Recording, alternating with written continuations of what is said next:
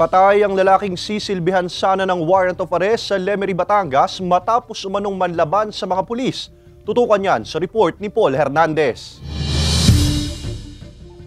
Sa kwarto ng tinutuluyang bahay sa Barangay Matinggain 1, Lemery, Batangas, humandusay ang 28 anyos na lalaking sospek nang manlaban umano sa mga pulis gabi nitong Biyernes. Ayon sa pulisya, hahainan ng warrant of arrest ng Manila Police District Intelligence Operation Unit ang sospek kaugnay ng kasong robbery. Pero hindi pa man nakakalapit sa bahay ang operatiba, agad umanong nagpaputok ng baril ang sospek, kaya napilitang gumanti ang mga pulis. Nagkaroon sila ng barilan sa labas pa lang, labas ng bahay, nakita niyo yung mga operatiba.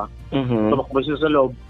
Doon po siya, tinuloy pa rin niya yung pagipagbarilan doon. O doon po siya na pin down. Na-recover sa crime scene ng kalibre 45 baril ng sospek. Sa investigasyon, taga-Pasig ang sospek. May ka-live-in daw siya sa tinutuluyang bahay sa Lemery. Tama sa binti at dibdib ang tinamo ng sospek. Dead on arrival siya nang dalhin sa ospital. May escape route pa sana doon na maliit na kwarto, doon sa likod ng bahay. Kaya lang, it came to happen, nakapadlock. So, yun ang pilit niyang ginigiba kahapon. Tapos nung hindi na siya makalusot doon, dumiretso siya sa maliit na kwarto. Nagtamo naman ang galo sa braso ang ilan sa miyembro ng operatiba. Nagpapatuloy pa ang investigasyon.